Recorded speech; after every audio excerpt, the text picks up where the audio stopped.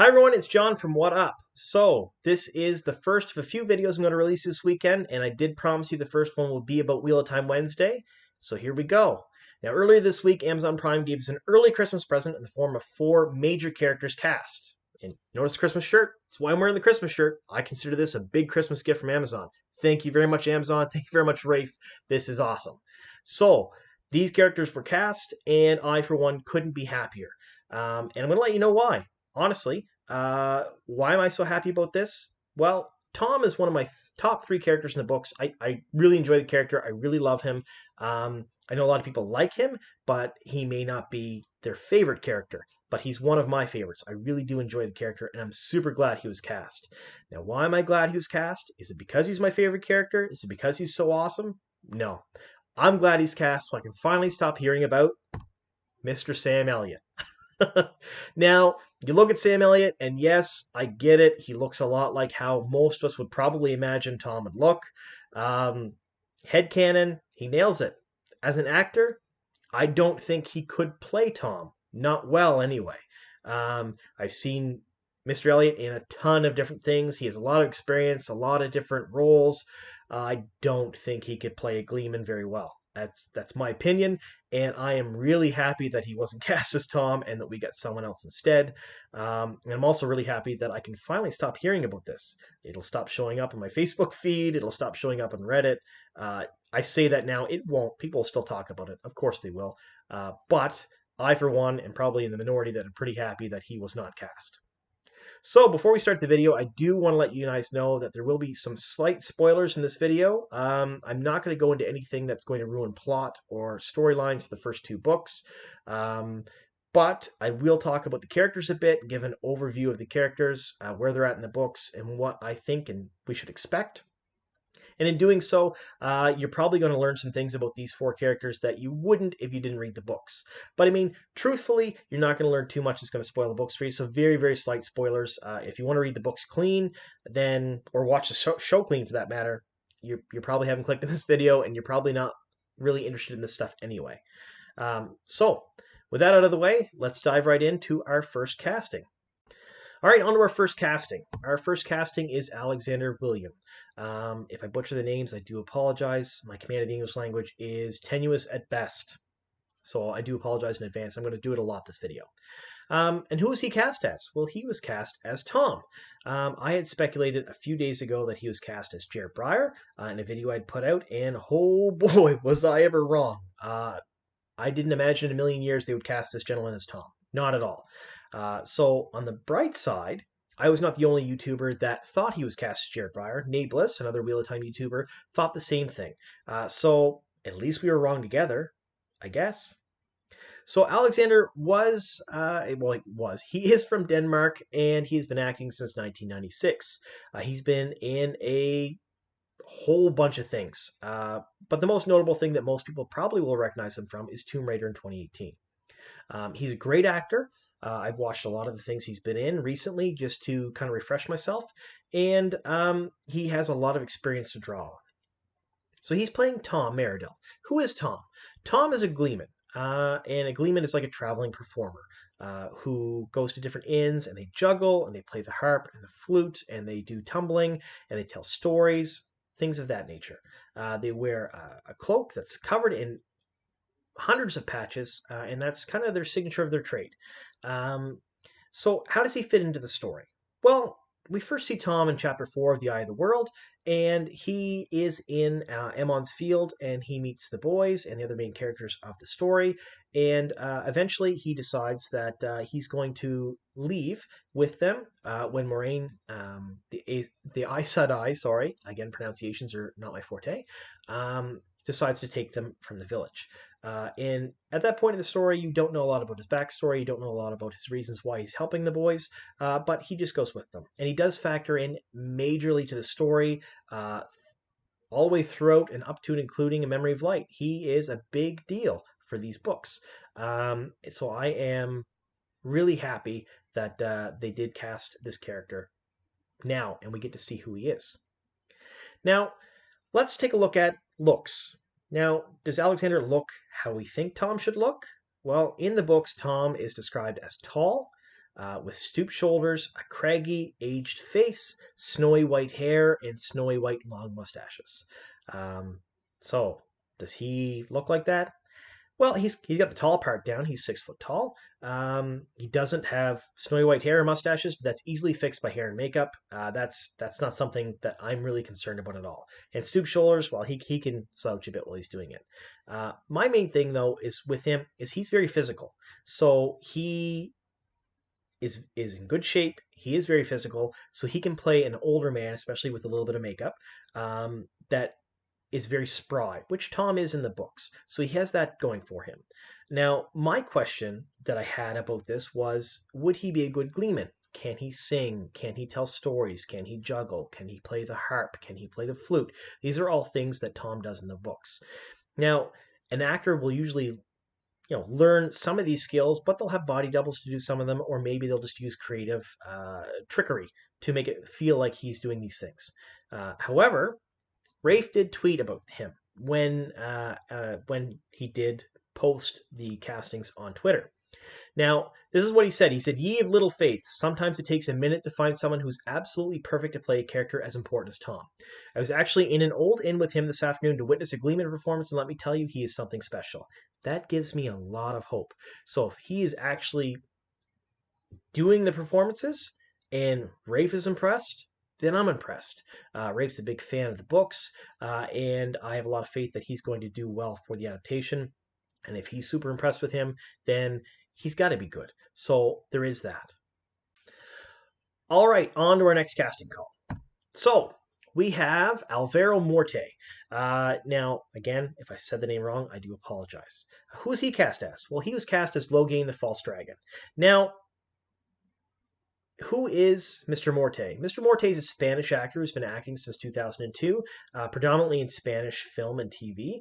And he is most famous for a role, El Professor, in a show called Money Heist. And it is a Spanish show, so I did try to watch some of it. I got some English subtitles for it, and I did I'm going to say I browsed through it. I didn't really watch full shows, but from what I did see in the scenes he was in, he had a very commanding presence, which is great for who he's cast as. So who's he cast as? Well, he's cast as Logain. Logain is a false dragon who is a minor noble, discovered he could channel, and proclaimed himself as the Dragon Reborn in the books. He was first alluded to in The Eye of the World Chapter 3, and then you actually get to meet him briefly in The Eye of the World Chapter 39. And then again, after that, you don't see him in the first 2 books at all. They talk about him, and then that's pretty much it. You see him again later on, briefly in Tar Valon, but it's not until you get further on in the books that he really becomes a big character. And when I say big, I'm kind of saying that with a grain of salt, because in the books, he's not really a major character, although he plays a very important role in many storylines and plots. Rafe has said that he wants to expand upon those roles.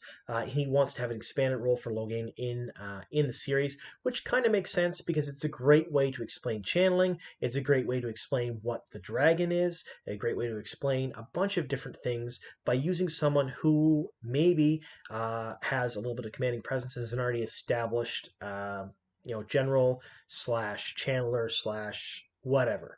It's a great way for them to do that, and it brings a little more excitement to the first 2 books, which is what the first season is based on, where a lot of the first 2 books, you're lacking the battles, you're lacking the big things like that.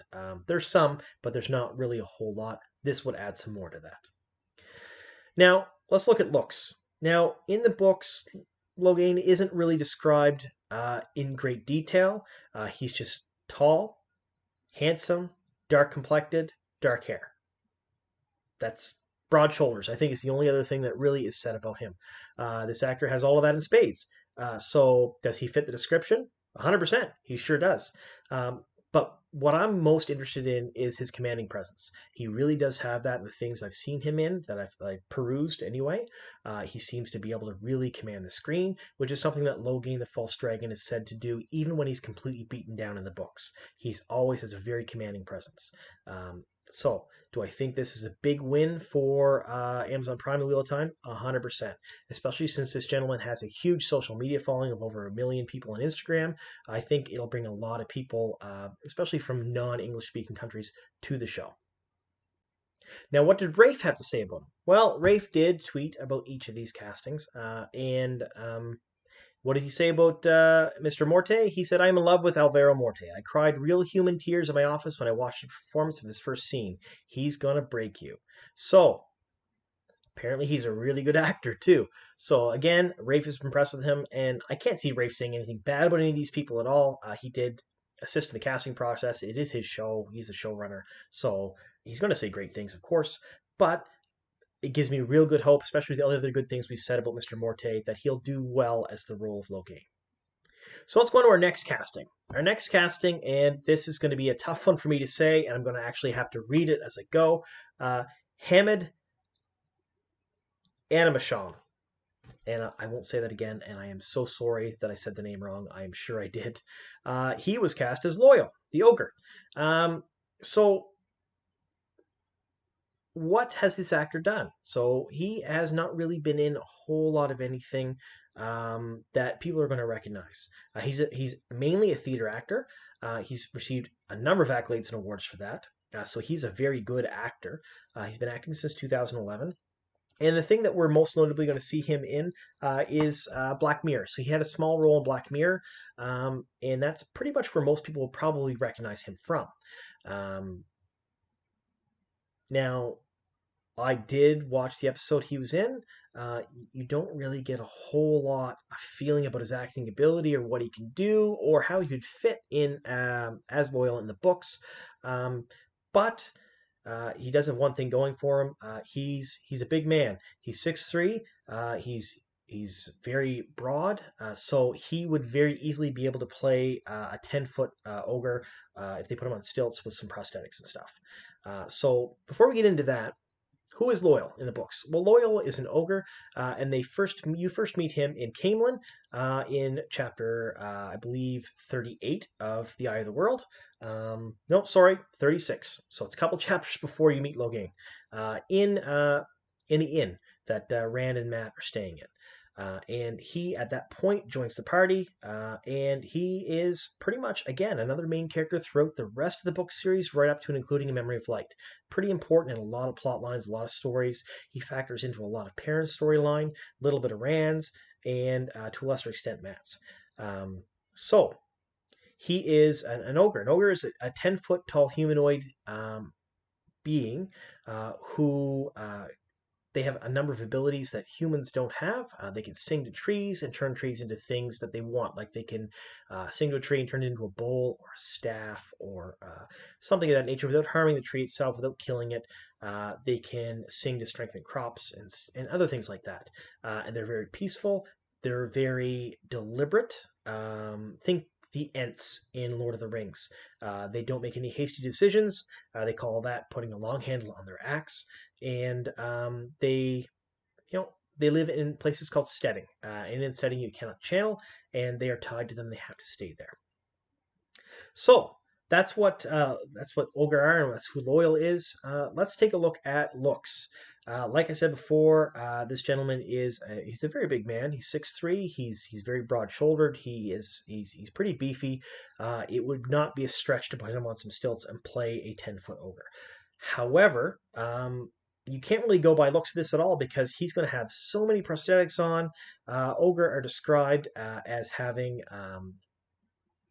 big ears, drooping eyelashes, broad snout and nose, teeth like chisels, eyes like teacups. So no human can play that without a whole lot of makeup. And so they're probably going to be covering him in prosthetics and maybe some CGI too. So what I'm mostly interested in is his voice. And I actually went back and I listened to his voice in a few interviews and stuff. And ogres' voices are very deep. They're very commanding. They're very, it sounds like, I think they describe it as a deep drum. When they whisper, it's like bees the size of mastiffs rumbling. And this man has the voice for that. He really does. So I think that, which would be the most important part to me about playing that character, he does have that 100%. Now, what does Rafe say about him? Now, Rafe again tweeted again. Loial's always been a character I was excited / terrified about because of how perfect the actor has to be to pull off what's required. Hammett is so good that when his first audition came through, every single producer on the show emailed back within 5 minutes that he was the one. Good enough for me. I mean, if everyone on the show agrees that he's awesome, he's probably pretty good. Like I said, we don't have a whole lot to watch or to draw on from his acting experience to see how he would fit into the character. And what he has done is nothing like this role. So we can't really go by any of that at all to see how well he'll do. But if they're impressed with him, then there's hope that he'll do really well as the character. Now our last casting. Our last casting is Johann Meyer. Again, if I say the name wrong, I do apologize. And he was cast as Padan Fain. Now, before we get into Padan Fain, let's talk about Johann Meyer a little bit. He, again, is another actor with a wealth of experience going all the way back to 1996, most notable in Black Hawk Down, The Medallion. So he's been in a lot of things.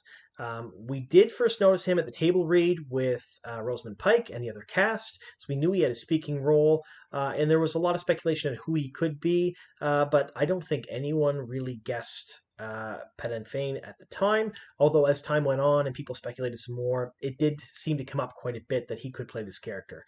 And why? Why would that come up? Well, he has such excellent range. He plays everything. And who is Padan Fain? Well, Padan Fain in the books is a peddler that comes to the Two Rivers and to sell his wares. He comes there every winter night, like clockwork, every year. And he is also basically comes to be the second main antagonist of the series, if you want to think of it that way. He's a dark friend, he's a Dark One's hound, and he was searching for the Dragon Reborn the entire time. He's a very, very important part of the books. He is a massive storyline and plot arc that is kind of separate from the main one, but without him in the things he does in the books, a lot of the major things that cause some of the strife and some of the conflict and some of the the victories that the characters have, they wouldn't be there. He makes for a really good, interesting plot twist in a bunch of different ways in different areas of the book. I can't say much more without ruining it, but let's just say that he is a really bad dude, and that's pretty much all you got to know about him. So, appearance. Now, Johann doesn't fit the typical appearance of Padan Fain. So Padan Fain is described as very pale, greasy, long, stringy hair, bird-like, gangly. There's all kinds of really terrible things to describe Padan Fain, and you never really want to attribute bad things to any person at all. So he really doesn't fit the bill for that, but it's Padan Fain's presence. Padan Fain he's insane in the books. He really is. He is completely bonkers. And I think Johann can play that very, very well. I think he'll be able to pull that off.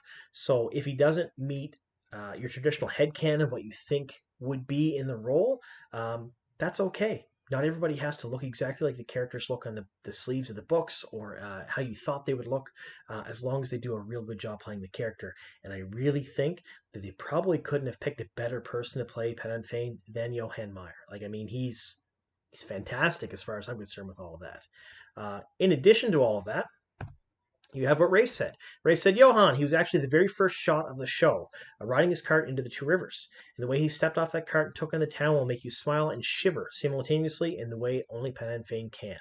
Now, I don't think Rafe realized what he did there. He gave something pretty major away, the very first shot of the show.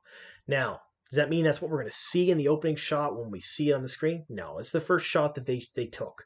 But it could open that way. It's possible. Either way, Rafe's impressed with the way he portrayed the character, which is what I just said. I think the way that Johann will portray the character would be fantastic. So I'm pretty impressed.